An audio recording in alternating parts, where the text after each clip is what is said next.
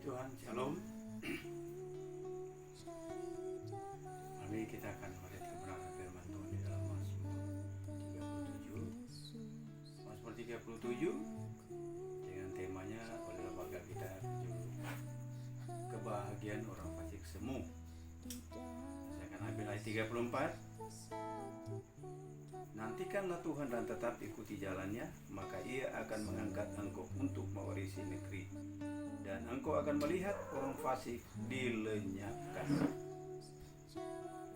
Bapak Ibu Saudaraku yang kekasih dalam Tuhan Yesus Kristus, kalau kita berbicara tentang menantikan kedatangan Tuhan Yesus pada kali yang kedua, semua umat manusia yang ada di bumi ini, kita semua sadar kita semua menantikan kedatangan Tuhan Yesus pada kali yang kedua. Karena kita semua manusia itu pasti mengalami hal yang kita seharusnya alami, seperti kita menantikan Tuhan Yesus datang pada kali yang kedua. Karena memang ada, semua sudah digenapi. Yang pertama dia lahir, dia mati, dia bangkit, dia naik ke surga. Tinggal dia mau datang kembali menjemput para saleh-salehnya. Nah, saleh-salehnya itu ialah orang yang benar-benar yang sudah mengambil bagian di dalam kematian dan kebangkitan Kristus, yang bagaimana kita bisa melihat di dalam Injil Yohanes 3 ayat yang kelima pada perbincangan Yesus dengan Nikodemus. Tuhan Yesus dengan Nikodemus, Nikodemus bertanya bagaimana cara keselamatan itu. Ya, Yesus menjawab, kalau tidak dilahirkan kembali tidak akan masuk kerajaan Allah. Tetapi beliau tidak mengerti, Nikodemus tidak mengerti, sehingga dijelaskan kembali, adakah saya sudah dewasa, sudah tua itu masuk kembali ke rahim ibu? Tapi Tuhan Yesus berkata, kalau tidak dilahirkan dari air dan roh, kita tidak akan mewarisi kerajaan Allah.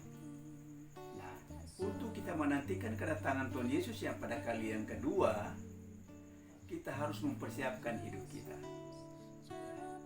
Nantikan Tuhan dan ikuti jalan. Jalan yang mana? Itu akulah jalan kebenaran dan hidup.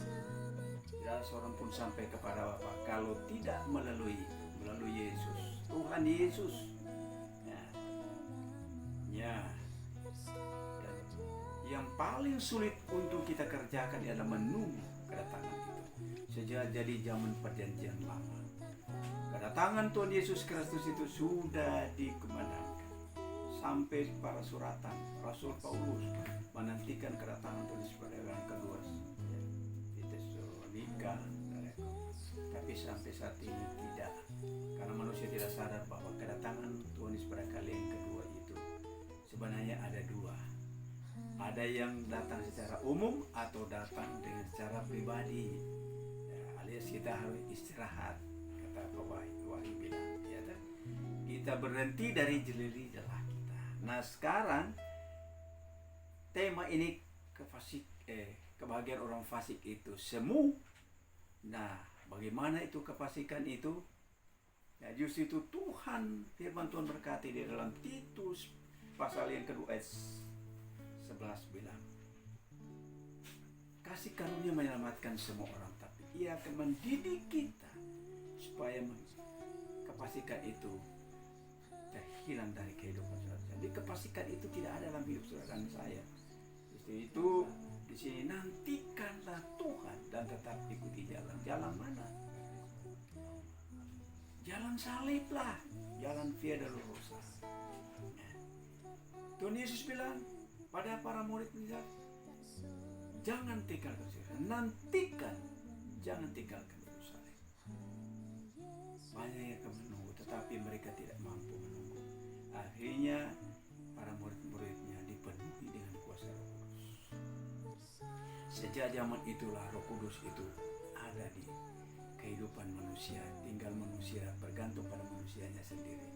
Karena Roh Kudus itu tidak dia dipasang mati dalam kehidupan manusia. Dan Roh Kudus itu ya Dia akan pergi kalau kita berbuat salah di hadapan Tuhan, berbuat dosa. Itu kata Kejadian 6 ayat 3, karena kita masih daging. Justru itu kita, saudara sekalian, marilah kita berusaha menantikan Tuhan dan kita tetap mengikuti jalannya. Jalan mana? Ya, jalan Kristus. Ya, jalan Kristus. Apa yang sudah dijalani oleh Tuhan Yesus, kita harus ikuti. Contoh yang pertama, dia itu lahir. Dia lahir di kandang. Ya. Dia lahir di kandang, berapa hari kemudian dia diserahkan di bait Allah. Jadi bukan dia dibaptis, diserahkan di bait Allah. Nah, diserahkan di bait Allah, dan setelah dia dewasa, ya, dia sudah mengerti dosa, dia dibaptis di Surga. Dan disitulah dia mengerti bahwa dia adalah anak Allah. Inilah anakku kasih kepadanya. Itu saudara dan saya harus mengalami hal itu supaya kita boleh menjadi anak-anak Allah. Ya. Roma 8 ayat 14 dia bilang seperti ini, bunyi firman Tuhan. Semua orang yang dipimpin oleh Roh Allah adalah anak Allah. Jadi Roh Allah itu harus ada dalam kehidupan saudara dan saya. Kalau Roh Allah itu diam dalam hidup saudara dan saya, ini organisme itu gereja Tuhan adalah kita ini. Justru itu kita harus jaga hati kita, jaga kehidupan kita, jangan sampai kita tercemar dengan dosa. Ya, tetapi untuk sekarang ini kita harus ikuti perintah Tuhan, ikuti jalan Tuhan, jalan kebenaran itu.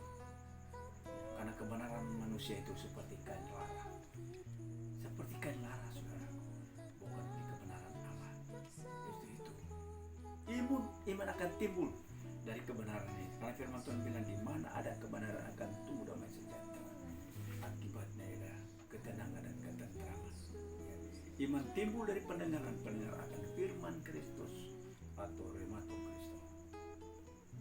Jadi di sini nantikanlah Tuhan tetap ikuti jalannya, maka Ia akan mengangkat engkau untuk mewarisi negeri.